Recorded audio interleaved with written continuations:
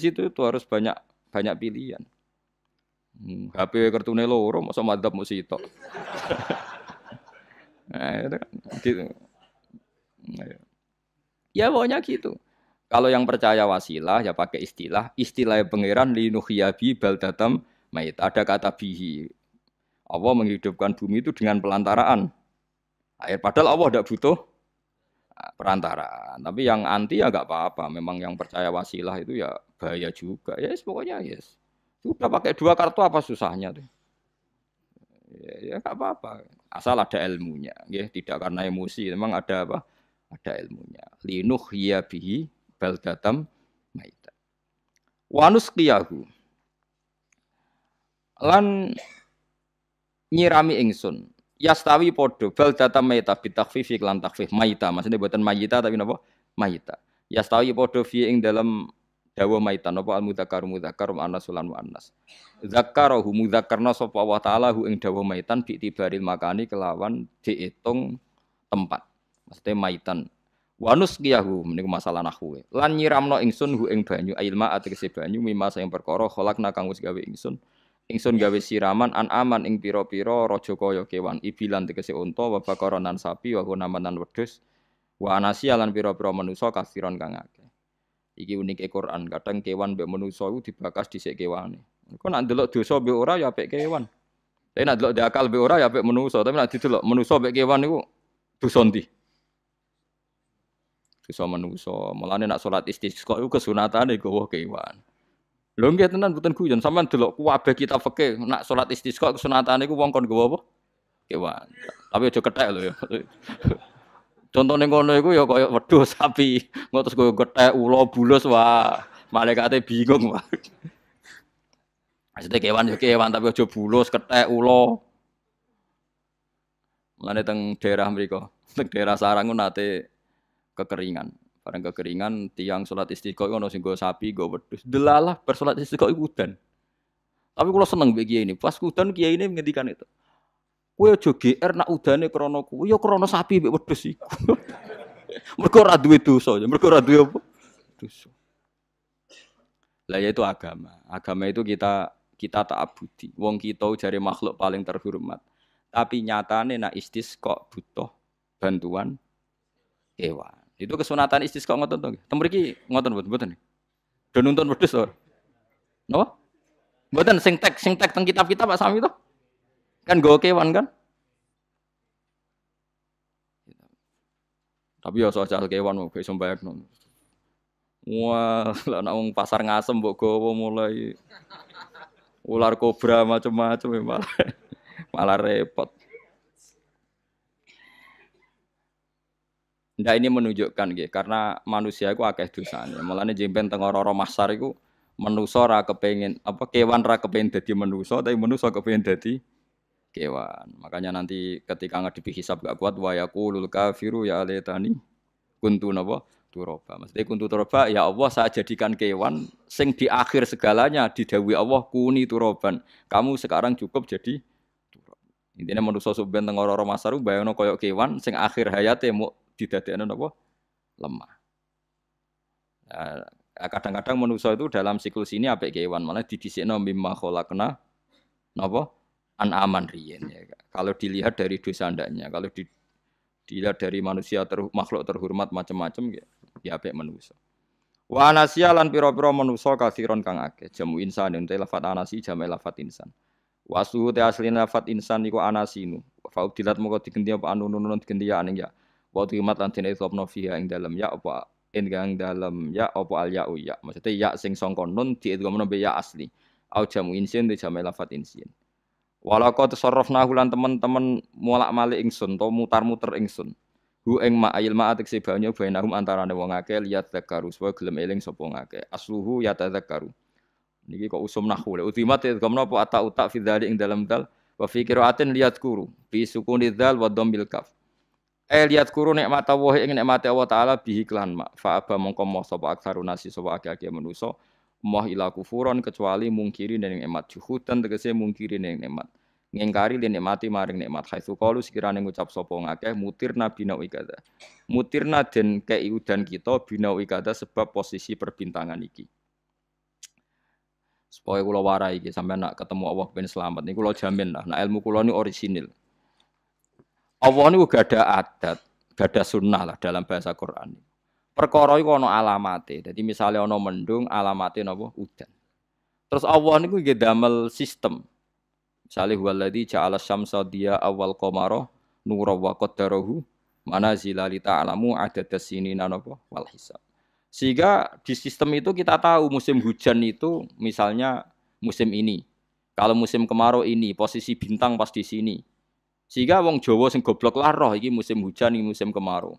Kalau ahli hisab, ahli astronomi ngerti kalau matahari di sini berarti musim ini, kalau matahari di sini musim ini.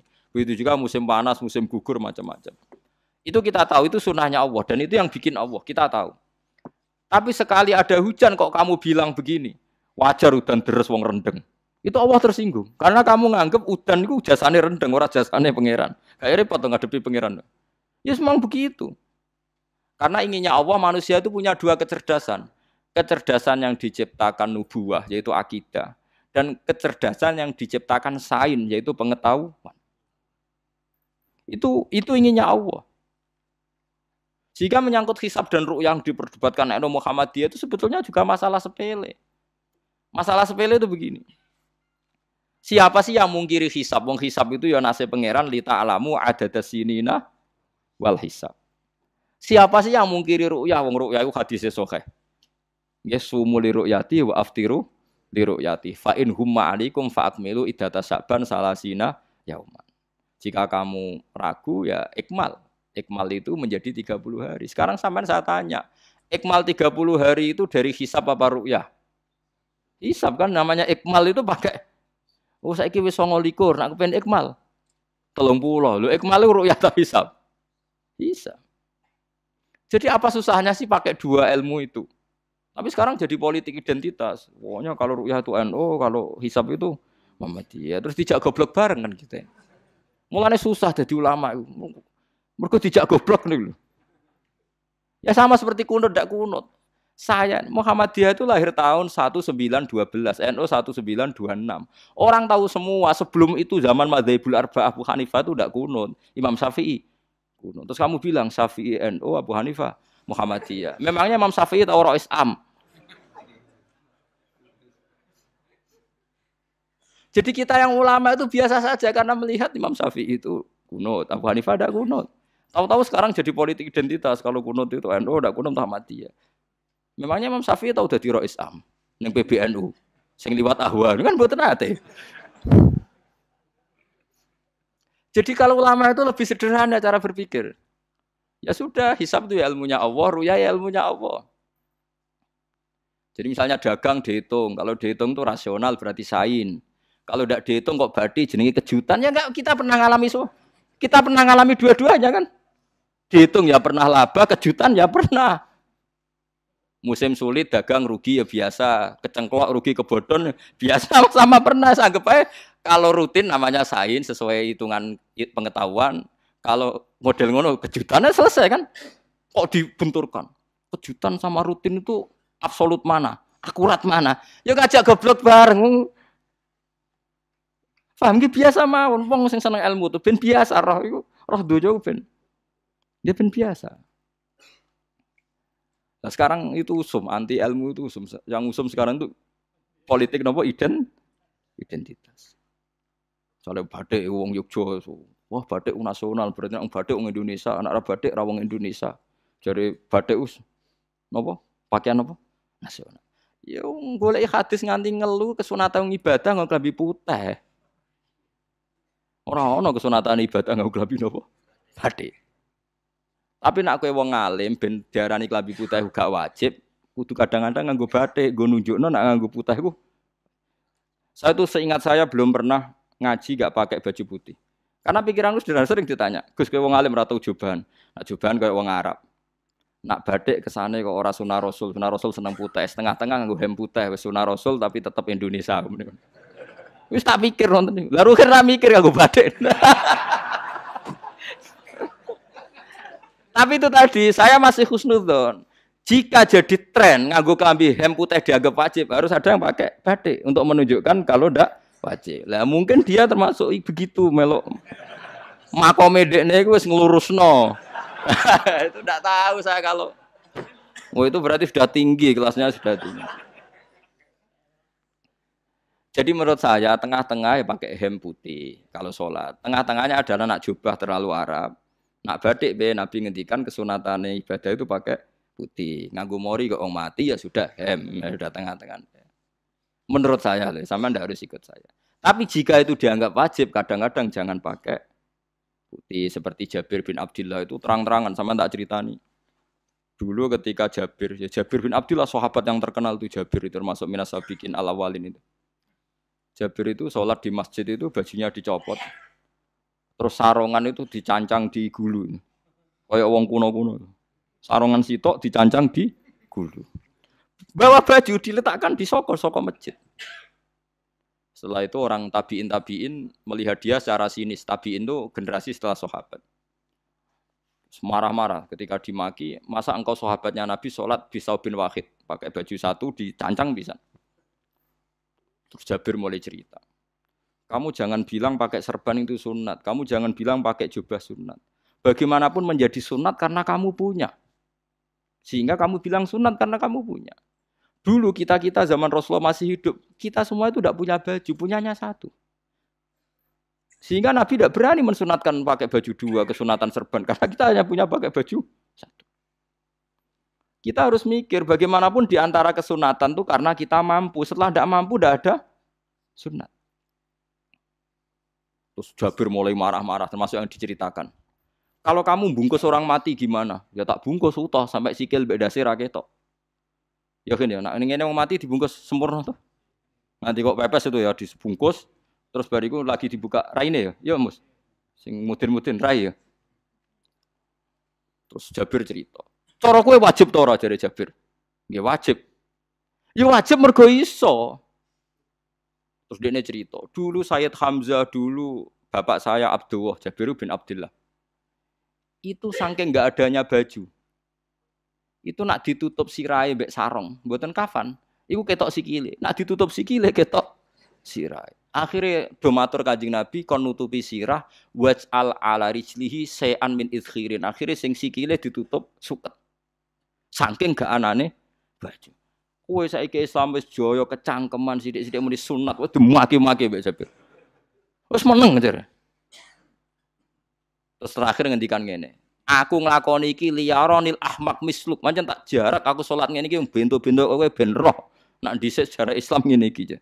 Liyaroni al ahmak misluk. Ahmak ku bento sing level tinggi, medium men. Itu ulama betul ya begitu.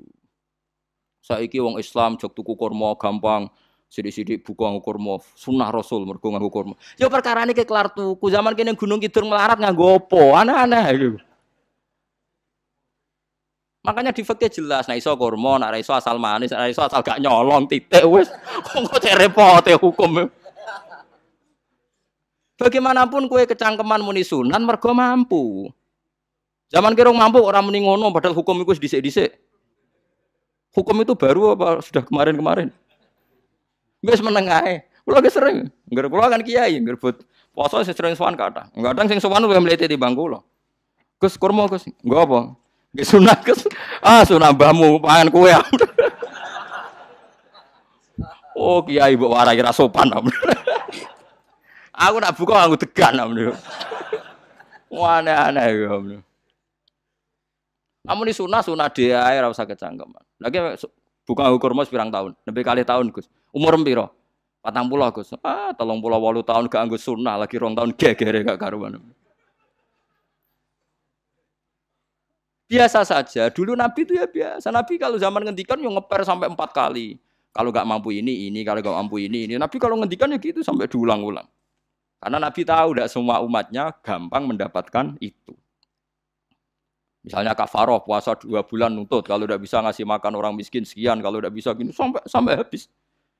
Kulo ma'rufin sedekah, kalau tidak bisa ya Rasulullah firsana satin, sampai ludus gak usah sikit tamrotin. Kalau gak bisa fabi kalimatin thayyibah, cangkem sing apik. Nek ra iso sementing aja merengut. Terakhir walau bitol qatin apa? Watsin. Itu lama mewarisi sekian kebaikan yang diajarkan Nabi, tidak terus dipatenkan satu ngel-ngel wong akeh. Kono apa ngekeki kurma kok khutbah bareng sumpah. Wes pangan dhewe entekno.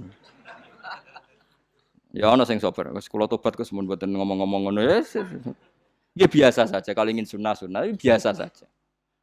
Dawe Nabi wal qasda tabluhu. Kamu itu yang biasa saja.